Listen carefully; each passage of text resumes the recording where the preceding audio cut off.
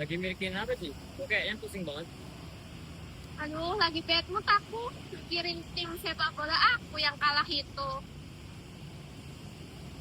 Klub apa? Inggris. Apa? Iya, Inggris. Kok kamu tahu sih? Biar ku tebak. Pasti klub setan merah. Kok kamu tahu? Itu dari tahun ke tahun kalah terus tahu. Lah siapa yang gak tahu? Tim badut Inggris gitu, lawatan, hiburan tiap minggu. Udah gak ada prestasi.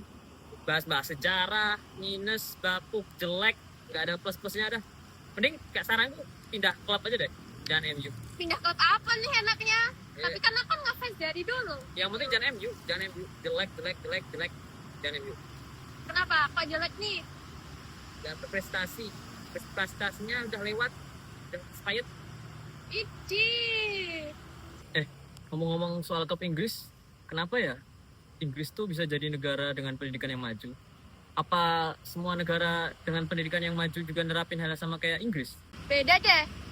Negara-negara di Eropa itu nggak semuanya punya sistem yang sama kayak di Inggris. Contohnya kayak Finlandia. Tahu nggak sistemnya kayak gimana? Emang gimana sistem di Finlandia? Beda ya sama Inggris? Apa kita bahas ya, Frans, melalui pendekatan teori yang kita dapat pas matkul itu? Emang mau pakai pendekatan apa yang cocok buat bandingin dua negara itu? Pendekatan neo-institusionalisme. Kamu tahu nggak itu apa? Oh, pendekatan yang melihat gimana lembaga atau institusi mempengaruhi suatu organisasi atau orang bertindak. Yaps, betul banget. Gimana kalau kita membandingkan antara kedua negara Finlandia sama Inggris itu melalui pendekatan neo-institusionalis? Oke. Kalau di Finlandia, itu menerapkan kebijakan pendidikan yang berorientasi pada kesetaraan dan kesejahteraan. Pemerintah Finlandia meniadakan ujian standar nasional pada jenjang dasar dengan menggantinya penilaian formatif yang dilakukan oleh guru. Di Inggris, kebijakan pendidikan banyak diatur melalui Education Art yang menekan pada kurikulum nasional, ujian standar, serta akuntabilitas sekolah.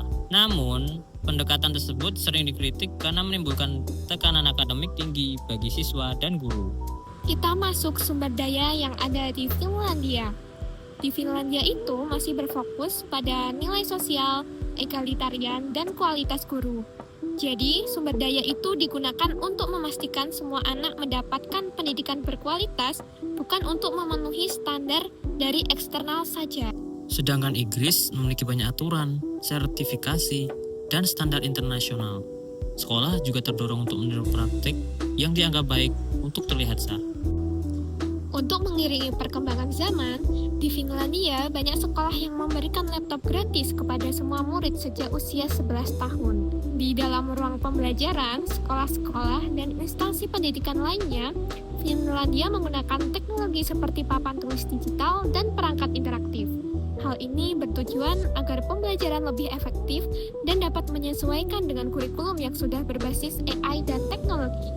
Perkembangan teknologi yang pesat menjadi tantangan untuk menuntut pembaruan dan metode pembelajaran, sehingga Inggris melakukan beberapa inovasi. Di sisi lain, Inggris memiliki fondasi historis yang kuat terhadap teknologi yang berakal dari revolusi industri pada abad ke-18 dan 19. Hal ini mendorong penambahan mata pelajaran teknis dan pendirian sekolah teknik. Hal ini juga menjadi alasan mengapa Inggris terus memimpin dalam bidang seperti manufaktur, rekayasa, riset inovasi, sains, dan teknologi informasi. Di Finlandia menggunakan kurikulum desentralistik, di mana kurikulum tersebut berbasis nilai sosial dan berorientasi pada perkembangan individu serta kepercayaan profesional. Dengan tujuan, kurikulum desentralistik itu untuk menumbuhkan karakter, kreativitas, dan kesejahteraan siswa, di mana kebebasan guru atau sekolah itu sangat tinggi, dan kurikulum itu disesuaikan dengan konteks lokal dan kebutuhan para siswa di Finlandia. Di Inggris, kurikulum bersifat sangat terstandar, dikendalikan oleh regulasi pemerintah, dan berorientasi pada hasil ujian. Dengan pendekatan neo-institusionalisme, kita dapat melihat bahwa Finlandia memiliki sistem pendidikan yang terbentuk dari interaksi kuat antara institusi formal seperti konstitusi dan kebijakan pendidikan nasional, serta institusi non-formal seperti nilai sosial, budaya egaliter, dan kepercayaan tinggi terhadap guru. Institusi pendidikan di Finlandia berkembang dari sejarah panjang reformasi sosial demokratis yang menekankan kesetaraan kesempatan atau path dependency. Nilai budaya seperti kepercayaan, tanggung jawab sosial, dan kolaborasi membentuk institusi pendidikan yang stabil dan adaptif. Pemerintah berperan kuat sebagai pengatur kebijakan, namun memberi otonomi luas kepada sekolah dan guru. Struktur ini mencerminkan koordinasi sumber daya yang efektif, di mana regulasi negara menjamin standar kualitas, sementara norma sosial memperkuat legitimasi institusi pendidikan. Akibatnya, sistem pendidikan Finlandia menjadi model keberhasilan institusional yang konsisten dengan nilai-nilai kesejahteraan sosial dan keadilan pendidikan. Sementara itu, sistem pendidikan di Inggris menunjukkan hubungan yang lebih kompleks antara kebijakan publik, lembaga pendidikan, dan kepentingan politik ekonomi. Institusi formal seperti National Curriculum dan Badan Akreditasi Pendidikan dikontrol secara ketat oleh negara. Sistem pendidikan Inggris berkembang dari tradisi historis kelas sosial dan reformasi liberal yang melahirkan ketimpangan struktural antar sekolah atau path dependency. Meskipun terdapat regulasi yang kuat, kebijakan pendidikan sering berubah sesuai pemerintah yang berkuasa, menunjukkan ketergantungan pada dinamika politik. Nilai budaya kompetisi, prestasi akademik, dan efisiensi birokrasi memperkuat orientasi pasar dalam pendidikan.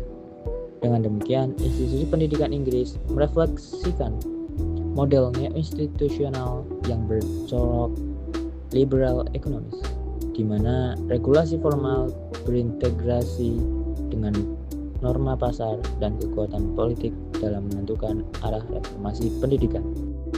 Oh, berarti nggak semua negara maju itu nerapin hal yang sama ya, kayak di negara maju yang lain. Kayak misal yang kita ambil contoh tadi, Finland sama Inggris. Ternyata sistem yang mereka ambil kan beda. Cuman mereka menghasilkan sistem pendidikan yang bisa dibilang top dan keren gitu. Iya, betul banget, Fras. Makanya kita kan belajar perbandingan administrasi publik untuk mengetahui tentang perbandingan sistem di negara maju dan berkembang. Nah, kalau sistem di negara maju itu udah cukup bagus, udah cukup berkembang juga, tetapi di negara berkembang itu bisa mengadaptasi sistem dari negara maju untuk membuat negara mereka itu semakin meningkat atau semakin kualitasnya itu dari rendah ke tinggi begitu. Oh, paham. Gimana? Kalian udah paham belum? Yes,